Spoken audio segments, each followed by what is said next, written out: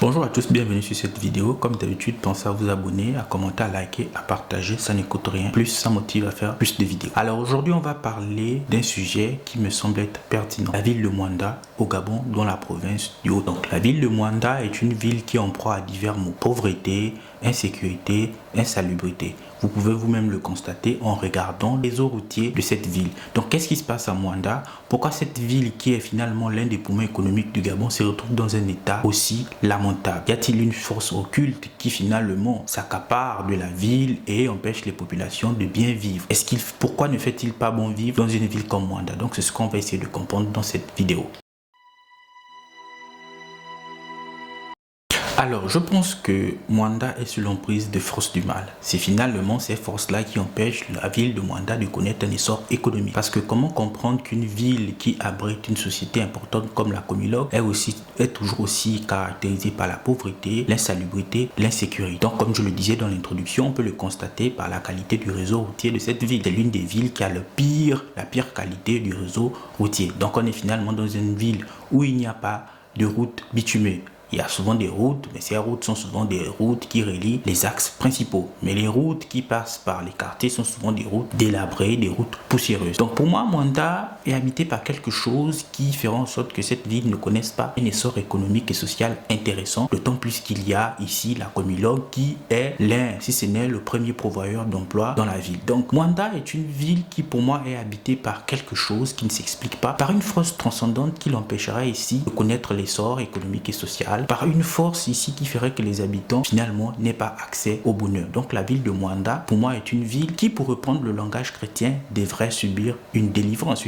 qui permettrait ici de dégager les forces du mal qui tiennent la ville dans l'obscurité, dans l'obscurantisme je dirais, qui tiennent la ville ici ou qui tirent la ville ici vers le bas afin que la ville ne soit pas ici un havre de paix. La Comilog, qui est finalement ici l'une des plus grandes entreprises mondiales en termes d'exploitation du manganèse, aurait pu finalement permettre à la ville de connaître un essor économique et social. Et derrière cette analyse ici qui convoque les forces transcendantes, n'y a-t-il pas quelque chose de plus naturel, quelque chose qui répond aux lois naturelles, c'est-à-dire ici l'essor économique et social appuyé par une entreprise, par un acteur économique, notamment la Comilog. N'est-ce pas finalement ici le fait que la Comilog ne s'implique pas parfaitement dans le développement de la ville qui fasse en sorte que la ville de Mwanda soit une ville aussi pauvre, aussi sale et voire aussi en proie à l'insécurité?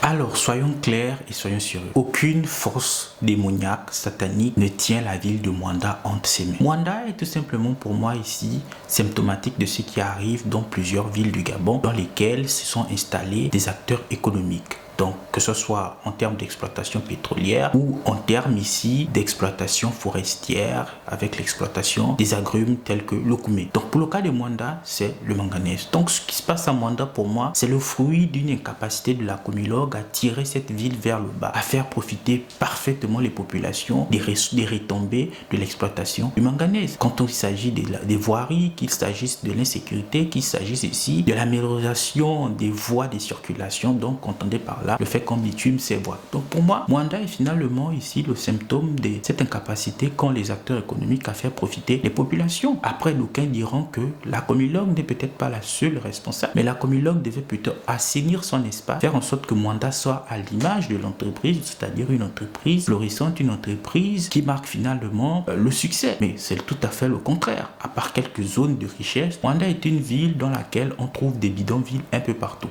On pourra se rendre compte que les cités de la Comilog, qui sont souvent bien entretenues, côtoient la pauvreté des bas quartiers. Pour moi, il n'y a aucune force transcendante. La Mwanda est juste une ville qui subit le sort de cette incapacité des entreprises à impulser une réelle dynamique de développement économique et social. C'est-à-dire qu'au-delà des bénéfices que la Comilog fait, rien d'autre ne l'intéresse. Puis, il y a quelques actions qui ont été menées par la Comilog, mais fondamentalement, c'est pas ce qu'on attend d'une entreprise de cette ampleur. Normalement, la Comilog devait devrait fondamentalement impulser un développement économique et social pour tirer toute la ville vers le haut. Je ne dis pas non plus que tout serait parfait à Mwanda, mais lorsqu'on arrive à Mwanda, pour tous ceux qui sont arrivés à Mwanda, on ne se dirait pas qu'on soit dans une ville qui abrite, qui est le deuxième poumon économique du Gabon, c'est-à-dire une ville dans laquelle on trouve la Comilog qui exploite le manganèse. On se rend compte qu'on est tout simplement dans une ville comme une autre. Et on peut même observer que certaines villes gabonaises qui n'ont pas de ressources sont mieux entretenues et il fait bon vivre dans ces villes comparé à Mwanda. Donc pour moi, Mwanda n'est pas une ville maudite. Mwanda est tout simplement une ville peut-être maudite par le manganèse parce qu'avec toute cette ressource, les populations ne profitent pas et la pauvreté, l'insécurité